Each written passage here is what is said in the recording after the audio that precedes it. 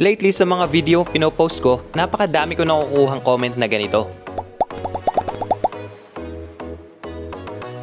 At para sagutin ang mga tanong nyo, hayaan nyo ipakilala ko sa inyo si Isa. Si Isa ang isa sa 3 lady riders ng Tambucho. Gamit ang kanyang Royal Enfield Bullet 350, hindi nagpapauli si Isa sa mga malalaking bike na kasama niya. By the way, shoutout nga pala sa mga miyembro ng Tambucho from Abu Dhabi na dumayo pa dito sa Dubai para lang makasama sa short ride namin from Dubai Al Qudra last exit papunta sa exit 37 Al Ain Road Afghani Restaurant. Sa mga nagtatanong kung pwede ba mag-ride at sumali ang mga babae dito, Pwede, napaka-safe mag-drive dito. at sa mga nagbabala kumuha ng lisensya dito, Mapapayo ko lang is talagang kumpletuhin nyo yung classes sa driving kasi marami silang ituturo sa inyo.